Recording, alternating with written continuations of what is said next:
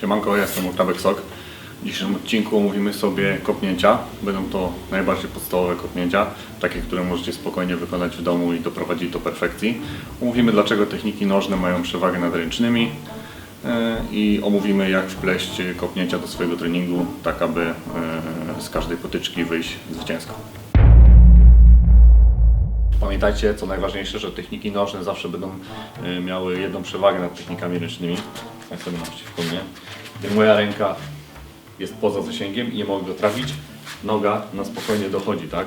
Czy będzie to low kick, czy jakieś wyższe kopnięcia, mogę sobie stanąć dalej, rzucić coś na górę, mogę zrobić, nie wiem, jakikolwiek przekrok, już jestem przy nim, gdzie tutaj, jeśli chodzi o ręce, jaką technikę będę chciał wyprowadzić, muszę skrócić dystans czy z przednią nogi, czy z przedniej, czy z tylnej nogi, po to, żeby mieć go w zasięgu swoich rąk, które są krótsze niż nogi.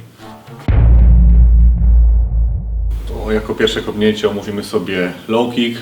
Sama nazwa mówi, będzie to niskie kopnięcie, najbardziej podstawowe, nie trzeba mieć jakichś wielkich umiejętności, by wykonać to poprawnie, ani rozciągnięcia. Zacznijmy od tego, że będzie to kopnięcie kierowane typowo od kolana w górę, mniej więcej na ten obszar bok nogi, z tego względu, że tutaj mamy duży mięsień. Jeśli chodzi o kickboxing czy typowo sport, będzie kierowane to właśnie tutaj. Jeśli chodzi o techniki kombatowe, uliczne czy szybkie wyeliminowanie przeciwnika, możemy również uderzyć w kolano, co będzie skutkowało kontuzją, czy kopnięcie w kolano na wprost, ewentualnie kostka. Ale sportowo nie mamy oczywiście tego na celu. Pamiętajcie też, że to kopnięcie jest też po części kopnięciem obrotowym, więc wybijając się z tylnej nogi, podnosząc kolano, tak żeby zadbać o nasze więzadła krzyżowe i ogólnie kolano, należy skręcić się na nodze podporowej, tak? Czyli jadę tu, nie zostawiam tej nogi prosto, tylko skręcam się na niej w momencie kopnięcia. Tu, widzicie, moja noga jest skręcona bokiem i w sumie tak będziemy robić na wszystkich kopnięciach, niezależnie od płaszczyzny, czyli czy góra, czy środek, czy dół, zawsze będziemy się tutaj skręcać. Ten skręt też oczywiście dokręcenie bioder i dokręcenie stopy będzie dokładał część siły, co siła rażenia naszej nogi będzie większa. Oczywiście im więcej kilogramów, im nasza noga cięższa, dołożenie jeszcze siły, będzie to bardziej nokautujące, najbardziej widowiskowe low kicki, które widać, że sieją spustoszenie i jeśli wejdzie od góry, wręcz w dół, praktycznie ścinając nogę, możecie sobie gdzieś zobaczyć w walkach w kickboxingu czy w MMA w wadze ciężkiej. Jeśli chodzi o największy dylemat, często zadawane pytanie gdzieś na początku przez trenujących, którą częścią nogi tak naprawdę kopiemy.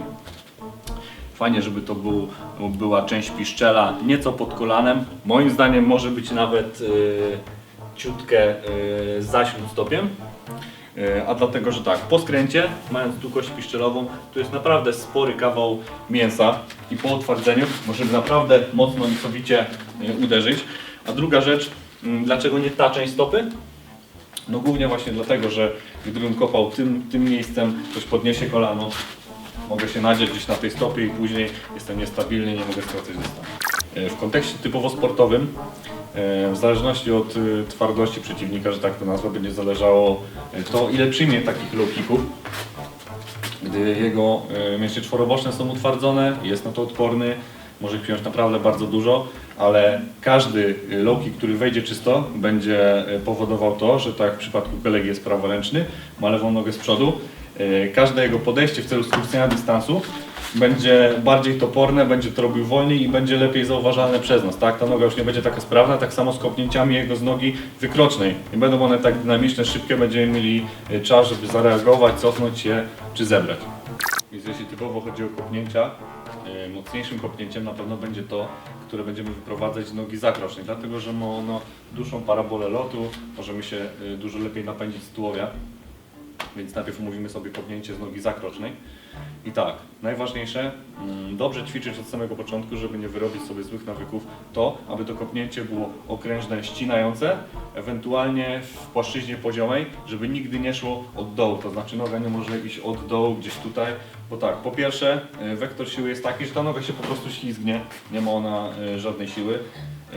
Drugą opcją też jest to, że nasz przeciwnik podniesie swoje kolano i my trafimy albo piszczelem, albo śródstopiem w jego kolano, co może też kończyć się kontuzją, urazami nogi i po odstawieniu nogi, ta noga, z której będziemy uderzać z prawej ręki, czy ewentualnie skracać dystans, będzie słabsza. Więc przechodząc dalej, Kolano będzie naszym celownikiem i ono tak naprawdę będzie pokazywało, w którym momencie uderzy nasza stopa i jak się ustawimy. Więc zaczynamy od podniesienia kolana w ten sposób, aby nasza stopa znalazła się powyżej jego kolana i typowe uderzenie było albo ścinające, albo w pozycji poziomej, tak jak powiedziałem. Więc wychodzimy kolanem, strzał. Dobrze też, żeby nasze biodra weszły dalej niż jego środek ciężkości. Dlaczego?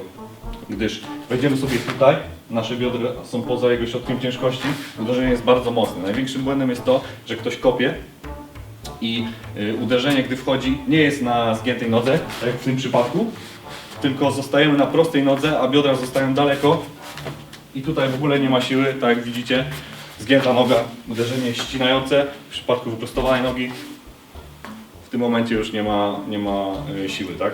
Więc zostań jeszcze raz. Co jeszcze ważne, stopa, każdy kto wywodzi się z karate stwierdzi, że powinna być obciągnięta, tak? Czyli wyprostowane, tak aby pięta była powyżej linii palców. W przypadku technik kombatowych czy kickboxingu niekoniecznie. To uderzenie będzie najmocniejsze i najboleśniejsze dla naszego przeciwnika, jeśli złapiemy go też na luźnej nodze wykrocznej. Także nie dociśnie jej, nie napnie tego mięśnia, także spokojnie możemy obserwować jego ruchy, używać technik jakichś ręcznych. I gdy widzimy, że co jakiś czas zabiera nogę po którymś low kicku, zabierz na samą nogę, łapiemy go na miękkiej nodze, gdy takie uderzenie wejdzie na podniesionej nodze, naprawdę bardzo duży ból i to już na pewno wchodzi i gość wtedy będzie już wiedział po pierwsze, że nie może zbierać takich low kicków, będzie się pilnował, a druga rzecz, psychicznie już będzie przegrywał tą walkę, tak? Jeśli chodzi o blokowanie low kicka, zbieranie, pierwszą techniką jest po prostu zabranie nogi, ale musicie być pewni, że osoba nie celuje w waszą nogę zakroczną. Na pewno jeśli będziemy stali w takim dystansie jak teraz i Seba zabierze nogę, kopnięcie przejdzie, ale jeśli zostawi drugą nogę, a moja taktyka jest poukładana tak, aby wejść na jego drugą nogę, wejdę, mogę kopnąć spokojnie i wyciąć go, tak że uderzenie wejdzie na łydkę, co jest tak naprawdę dużo bardziej boleśniejsze. Ale jeśli chodzi o samą obronę, przyjęcie jako pierwsze, napinamy nogę, dostawiamy i skręcamy w kierunku uderzenia, napinając jednocześnie. Oczywiście, tak jak wspomniałem wcześniej, rozkopanie tej nogi, utwardzenie będzie powodowało to, że tych low kicków będziemy mogli przyjąć naprawdę bardzo dużo. Przyjmij Seba. No i coraz więcej sukcesywnie, tak możecie sobie też utwardzać nogi ze swoim partnerem. I dorzucimy Wam jeszcze jedną jakąś klasyczną technikę, jak dołożyć do tego ręce. Fajnie wyjść z kombinacją prawy, lewy. Gdy jesteśmy skręceni z ciosem lewym i ułożeni na prawą nogę, spokojnie po zabraniu ręki możemy wejść prawym low kickiem, czyli prawy, lewy, jestem nakręcony, dokładam do tego ręce, jedna ręka będzie szła do gardy, drugą będę się nakręcał, jeszcze raz, prawy, lewy i low. Pokażę Wam jeszcze dwa ćwiczenia, które możecie sobie wykonać w domu, ewentualnie gdzieś na sali z partnerem czy z workiem.